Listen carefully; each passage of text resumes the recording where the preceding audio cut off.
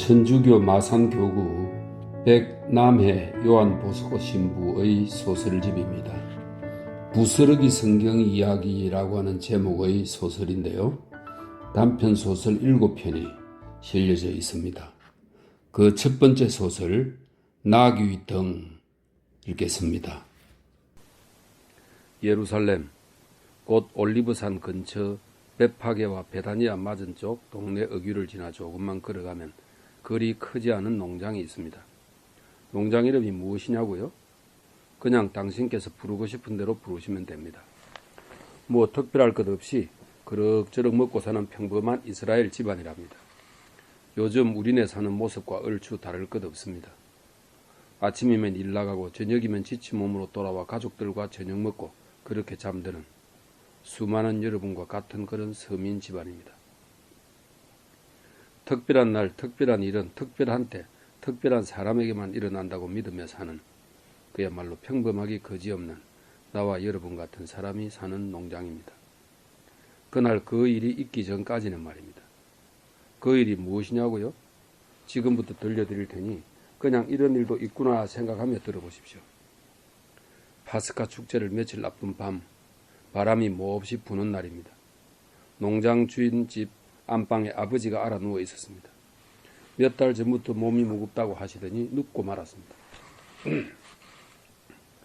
의사가 몇 번 다녀갔지만 진통제 외에 따로 쓸 약이 없다며 고개를 2번 가로저었습니다. 평소 부지런하고 활달한 성격으로 하인들도 시원시원하게 부리고 친구들이나 이웃들에게 웃음을 잃지 않으시던 분이 몇 달을 침대에 누워 지내려니 성격이 예민해지고 짜증이 늘었습니다. 말은 하지 않지만 아마도 자신의 죽음을 예감하고 있는 듯 했습니다. 마지막 가는 길에 미련을 두지 않으려는지 정떼기를 하려는지 고함 소리와 잔소리가 많아졌습니다. 그렇지만 가지런하게 놓여있는 가재도구가 평소 어른의 성격을 말해주듯 깔끔합니다. 깔끔하게 깔아놓은 침대보나 이불, 작은 탁자 위에 올려져 있는 약사발이나 물병과 잔들을 통해서 화려하지는 않지만 공색하지 않은 살림살이를 알 수 있습니다. 병으로 창백하고 다소 야위었지만 온화해 보이는 얼굴은 큰 부자는 아니지만 남을 도우면서 인색하지 않은 이들의 평온함이 드러납니다. 그러나 때때로 병으로 인한 고통과 다가올 죽음에 대한 두려움 때문에 신경질적으로 변할 때 아들은 곤혹스럽습니다. 활달하면서도 매우 매사 경우 바르던 아버지의 모습을 생각하며 아들은 침대 곁에 앉아 안쓰러운 마음으로 아버지를 바라보고 있었습니다. 아버지가 인기척을 느꼈는지 얕은 잠에서 깨어 2번 마른 기침을 하며 감았던 눈을 뜹니다. 의자에 앉아 아버지의 얼굴을 걱정 속에 바라보던 아들이 수건으로 아버지 이마에 땀을 찍어내며 말합니다. 많이 힘드세요? 약을 좀 드릴까요? 아들의 물음에 아버지는 고개를 좌우로 보일 듯 말 듯 흔들며 대답합니다. 아니다, 괜찮구나. 얘야, 너와 애미가 고생이 많구나. 아버지의 목소리에는 아들과 며느리에 대한 애정이 담뿍 담겨 있습니다. 40이 넘어본 늦둥이 외아들인지라 애지중지 키워 버릇이 나쁠까 걱정되었는데 바르게 자라준 아들이 대견스럽습니다. 오늘따라 아버지의 목소리가 밝고 편안합니다. 아들은 오랜만에 가벼운 마음으로 아버지 다리를 주무릅니다. 아들은 아버지의 따뜻한 마음이 전해져 오는지 다리를 지그시 누르면서 말합니다. 힘들기는요. 얼른 자리 틀고 일어나시기만 하세요. 아버지와 아들의 속 깊은 애정 사이로 한 줄기 바람이 휘 지나자 문이 들컹거립니다. 조금 전 아들이 들어오면서 문을 제대로 닫지 않았나 봅니다. 문 쪽을 잠시 바라보던 아들이 일어나 문을 닫고 돌아와 자리에 앉자 아버지가 중얼거리듯 말합니다. 아주 묘한 꿈이구나, 꿈. 힘없이 중얼거리는 소리에 혹시 기력이 다해서 그런 건 아닌지 놀란 아들이 귀를 아버지 입가에 바짝 갖다 대며 묻습니다. 아버지, 뭐라고 하셨어요? 이 녀석아, 나 금방 안 죽는다. 호들갑 떨지 마라. 아버지는 핀잔하듯이 장난스럽게 말합니다. 겸연쩍어진 아들이 입을 삐쭉 내밉니다. 이런 아들의 모습이 마냥 사랑스러운지 아버지가 아들을 찬찬히 훑어보다가 다시 꿈을 꾸는 듯 이야기를 합니다. 꿈을 꾸었어. 꿈에서 그 사람을 보았어. 그 사람을 다시 볼 줄이야. 그런데 꿈이 아닌 듯 너무나 생생했어. 큰 손으로 내 손을 꼭 잡는데 거칠지만 아주 따뜻했어. 그래, 그때 그랬을 거야. 목수라고. 나사렛 사람 목수라고. 맞아. 아주 잊은 줄 알았는데 그 사람이 내 손을 꼭 잡아주었어. 그리고 두려워하지 말라고 말하는 것 같았어. 깊은 맑은 호수보다 깊은 눈이 그렇게 말하는 것 같았어. 그 순간 난 너무나 평온함을 느꼈지. 그래, 그때 그 사람이었어. 그 아내와 아이, 그 사람이었어.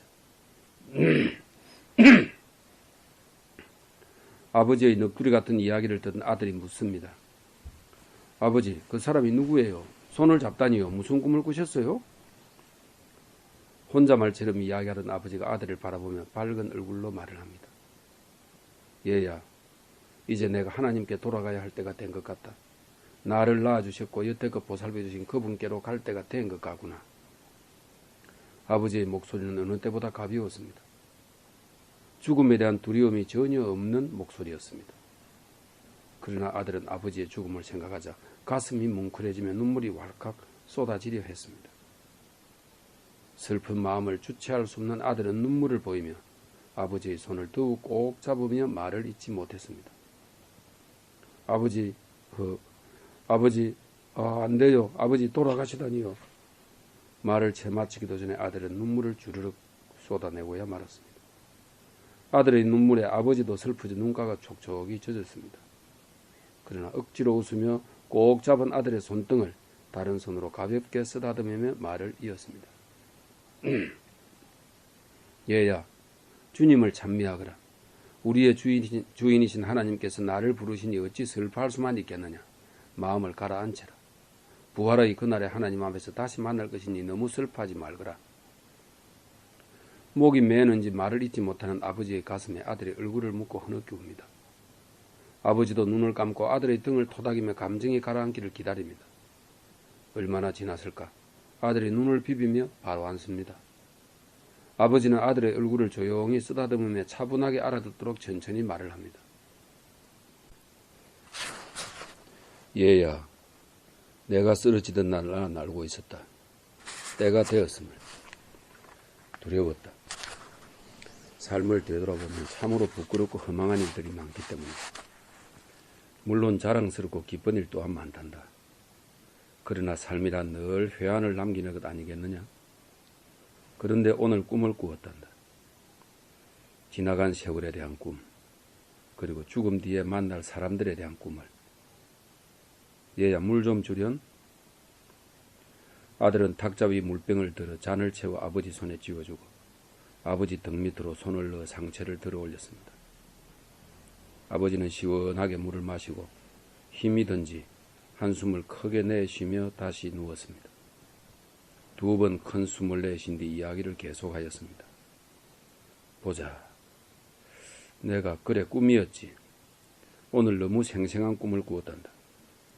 꿈속에 내가 지금처럼 이렇게 누워 자고 있는데 그 사람이 머리맡에 서서 이 말을 짚어보지 않겠니?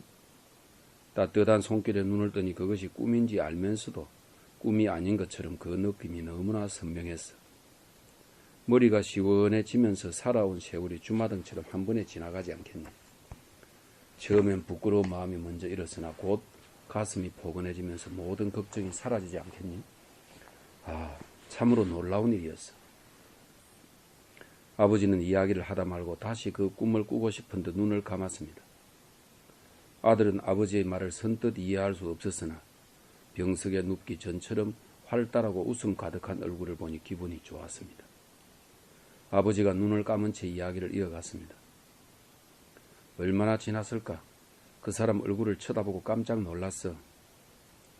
아직도 놀라움이 가시지 않으셨는지 아버지는 감았던 눈을 크게 뜨시며 이야기를 계속했습니다. 30여 년 전 네가 태어나기 전에였지. 그 무렵 로마의 아우구스투스 황제에게서 칙령이 내렸어. 호적 등록을 하라는 것이었지.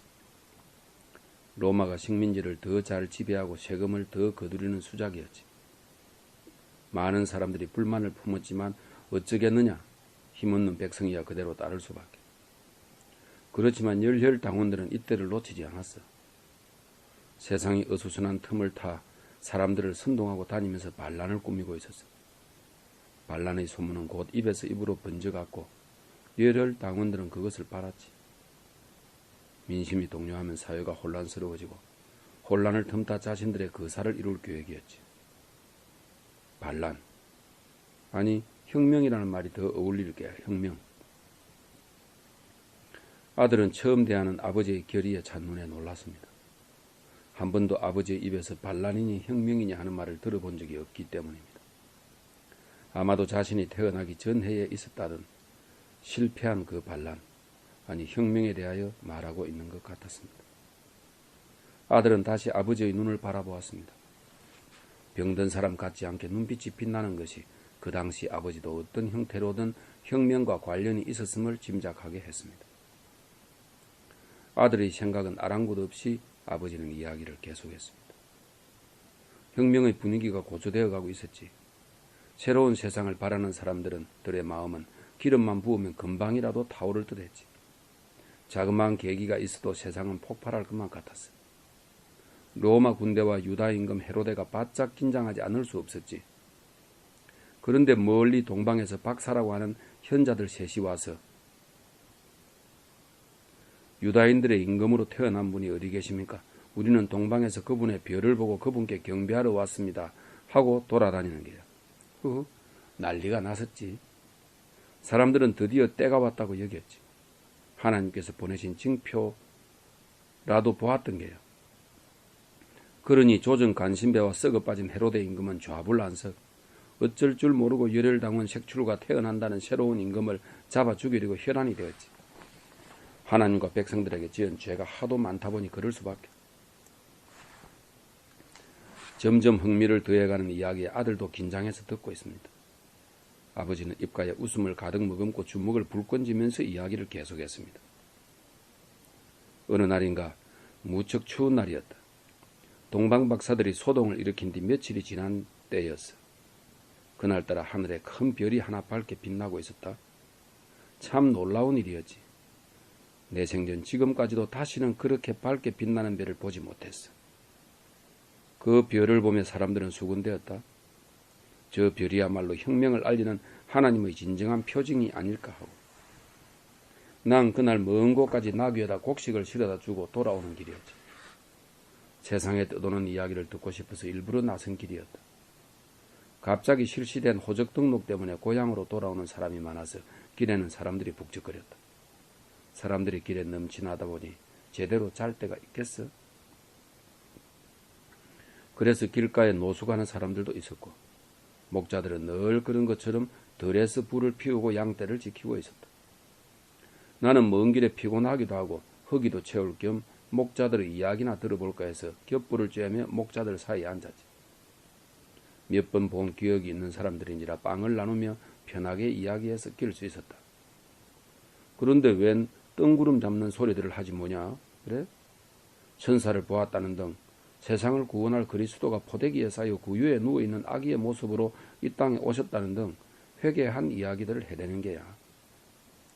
난 혹시 혁명의 기운에 관한 이야기라도 들을까 했었는데 이 사람들이 날 놀리나 싶었다. 그냥 말없이 보리빵으로 허기를 채우고 깜빡 잠이 들었다 깨어났지. 몹시 피곤했던 게야. 밤이 깊었기에 서둘러 길을 떠났어. 빨리 집에 가고 싶었다. 내가 지친 몸으로 혼자 저만치 가고 있는데도 목자들은 그 이야기를 계속하고 있는 게야. 나는 피식 웃었어. 무슨 세상을 구원할 그리스도가 포대기에 쌓여 구유에 눕혀져 있다는 말인지 우스웠다. 혁명을 이끌 새 임금이라면 왕궁은 아니더라도 귀족의 큰 저택에서 태어나야 하는 것 아니겠냐? 난 허망한 마음에 실없이 웃으며 나귀를 타고 그렇게 한참을 가고 있는데 한 남자가 여자를 겉옷으로 감싸고 나귀를 끌고 가는 게 보였다. 무슨 일인가 싶었다. 사람의 왕래가 드물었고 여자를 데리고 다닐 만한 시간이 아니었거든. 그리고 의아하게 생각드는 것이 왜 나귀를 타지 않고 끌고 가나 하는 거였어. 그래 가까이 가서 보니 겉옷에 감싸인 여인이 포대기에 쌓인 갓난 아기를 안고 있지 않겠니? 난 적이 놀랐다. 잠시 천장을 바라보던 아버지가 아들의 눈을 들여다보았습니다. 아들은 긴장한 눈으로 아버지의 말을 재촉하였습니다. 아버지, 그래서요. 무슨 일이 일어났나요? 놀라운 걸 보셨나요? 아버지는 다시 천장을 바라보며 아주 작은 목소리로 천천히 시를 읊듯이 말했습니다. 이 아기가 혹시 목자들이 이야기한 그 아이인가 생각하며 말을 붙였지. 여보시오, 이 밤중에 어디로 가시오? 나귀는 왜 안 타고 힘들게 끌고 가시오? 내가 물으니 남자가 대답하는데 목소리에 낯선 일을 경계하는 두려움이 묻어 있었어. 아하, 예, 좀 멀리 가는 중인데 나귀가 어디 아픈지 말을 듣지를 않습니다. 그러는 게요. 그래서 내가 나귀에서 내리면서 잠깐 보자고 했지. 나야 나귀를 여러 마리 키우다 보니 나귀에 대해서는 웬만하면 알지 않니? 그래, 이렇게 나귀를 보니까 다리를 삐끗한 모양이었어. 안쓰러운 마음에 이래서는 멀리 못 가겠습니다. 그려 어디 좀 쉬었다 가시죠. 그랬지. 그런데 그 사람들이 그 밤중에 기어코 가야 한다는 게야. 참 미련스럽구나 하면서도 한편 얼마나 다급하게 저러나 싶더라고. 그래, 뭐 양식이라도 좀 있습니까? 물었지. 말없이 쭈삣쭈삣하는 모양이 없는 것 같더라고. 그래, 내가 보리빵 있는 거 몇 개를 내어주었지. 남자가 빵을 받지 못하고 망설이는데 뒤에 서 있던 여자가 작은 소리로 고맙다고 인사하며 빵을 받더만 경계심을 풀지 않았는지 아이를 더 꼭 안으면서 한 손을 내밀되 너무 궁금하잖아. 이 아이가 목자들이 이야기한 아이인가? 어떻게 생겼을까? 그래, 내가 그랬지. 아이고, 아들입니까? 한번 봐도 되겠습니까? 순간 아이 아버지가 나를 뚜리지게 노려보는 게야. 겉옷을 아내에게 주고 추위에 떨어서 볼품없어 보이는데 눈빛은 형형하게 살아있었어. 아이에게 조그만 해라도 끼치면 가만두지 않겠다는 결의가 그대로 드러나는 눈빛이었지.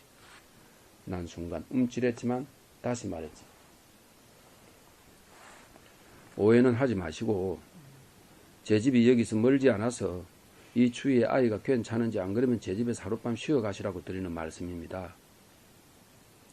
어색한 침묵이 흐른 뒤 아이 엄마가 천천히 두어 걸음 나와서 아이를 보여주었지. 난 처음엔 그냥 호기심에 아이를 들여다보았는데 그랬는데 뭐랄까 맑은 수증구 속에서 빛나는 달빛이었을까? 그날 나타났던 빛나는 별이 아이의 눈 속에 들어간 걸까? 아버지는 그날의 감흥이 살아나는지 잠시 말을 끊고 눈을 지그시 감았습니다. 얼마 동안 그렇게 있던 아버지가 다시 이야기를 이어갔습니다. 난 너무나 놀랐어. 뭐라 말을 할 수가 없었지. 춥고 매서운 밤이었는데 아이는 울지 않고, 아니 웃고 있었어. 이 모든 일을 알고 있다는 얼굴이었어. 아이 엄마가 아이 얼굴을 다시 포대기로 감싸자 나는 정신이 돌아왔어. 얼떨결에 내 나귀 고삐를 아이 아버지에게 쥐어주며 그랬지. 다친 나귀는 내가 데려갈 테니 이 나귀를 타고 가시오. 아이 아버지는 갑작스런 내 말에 놀라서 뭐라 말도 하지 못하고 그냥 서 있는 것이었어. 내가 황급히 다친 나귀 고삐를 당겨 저쯤 걸어가자. 그제야 아이 아버지가 어디 사는 누구냐고 묻는 게야.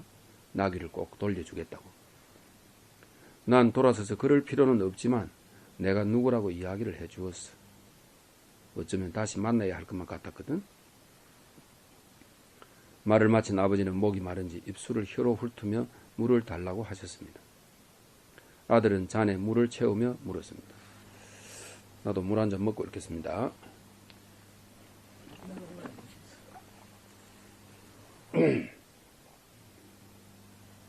듣는 사람도 목이 마려요.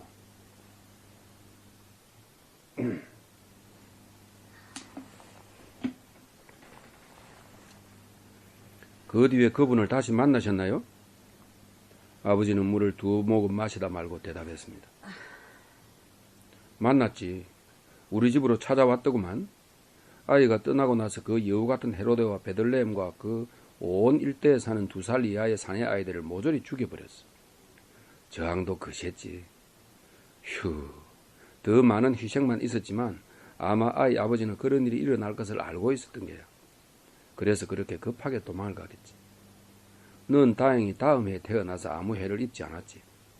지금 왕의 아버지 헤로데, 아이를 학살한 그 여우 같은 헤로데가 죽고 난 후 얼마 지나지 않아서 그들이 집으로 찾아왔었어. 나귀를 돌려주고 고맙다는 인사를 하러 왔었어. 며칠을 머물다 갔지. 나사렛으로 간다고 했던가? 그 사람 목수였어. 후후. 지금 네가 앉아있는 그 의자는 그때 그 사람이 만든 거야. 솜씨가 아주 좋았지. 아들은 아버지의 말을 들으니 늘 앉던 의자가 새삼스러웠습니다. 그러고 보니 의자가 튼튼하기도 하거니와 꼼꼼하게 세심한 부분까지 잘 마무리되어 있음을 알 수 있었습니다. 솜씨 있는 목수의 손길이 느껴졌습니다. 아버지는 이야기를 계속했습니다. 그런데 바로 그 나자렛 사람 목수가 어제 꿈에 나타난 게야. 신기하게도 얼굴이 하나도 변하지 않았어. 늙지도 않았고 온화한 얼굴에 서글서글한 눈 그대로였어. 그 후로 한 번도 만난 적이 없는데 30여 년 전 만난 사람이 이렇게 생생하게 기억이 나는지, 어떻게 그때와 똑같은 얼굴인지 나도 순간 30여 년 전의 모습으로 돌아간 것 같았어. 지금이라도 당장 벌떡 일어나서 그 사람과 지나간 일을 이야기하며 훨훨 날아다닐 것만 같았지.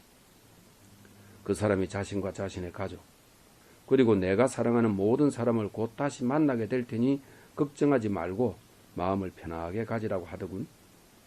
꿈에서 깨어나자 죽음도 병의 고통도 두렵지가 않아.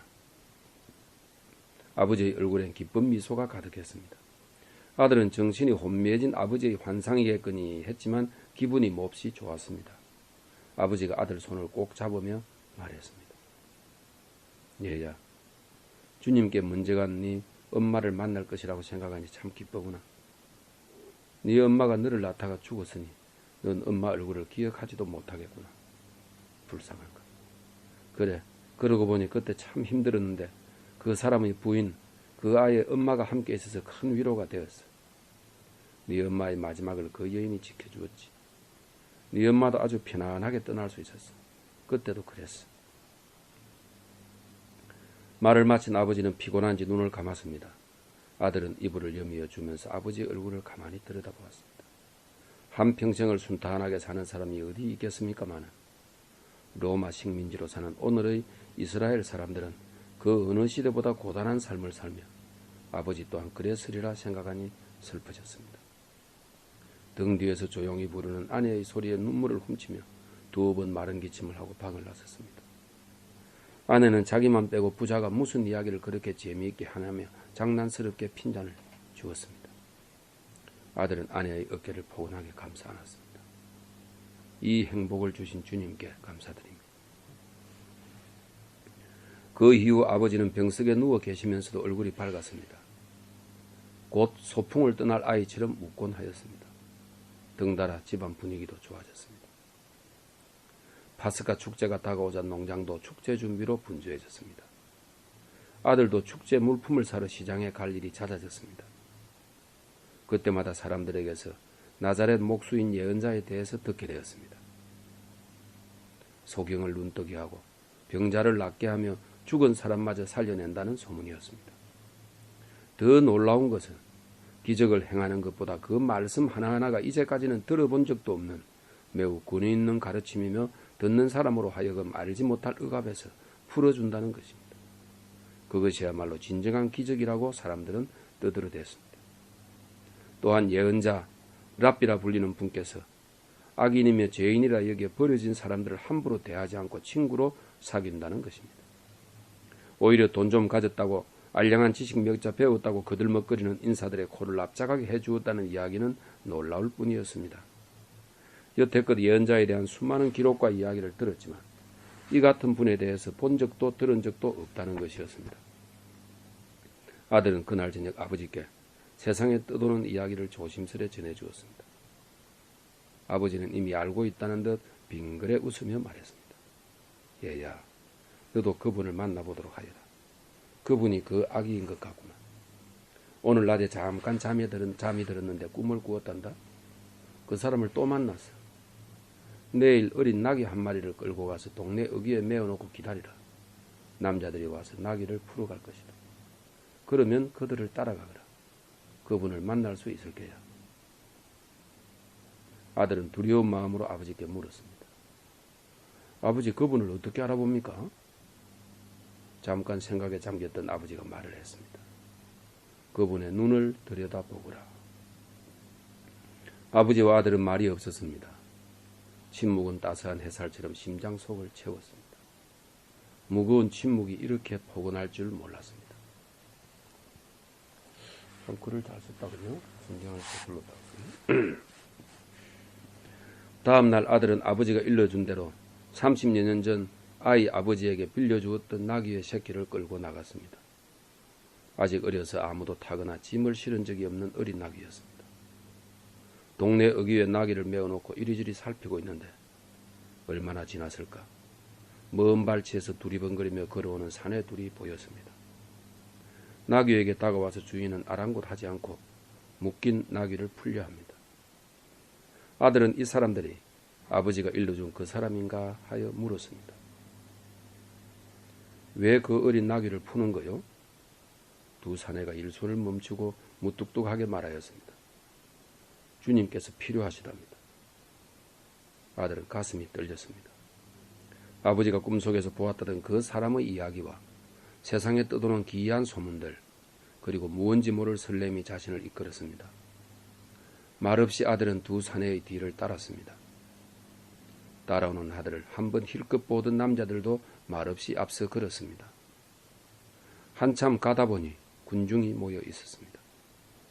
군중을 헤집고 앞으로 나아가자 그리 크지 않은 체구에 수염이 많지만 깔끔한 30 중반쯤 되어 보이는 사내가 있었습니다.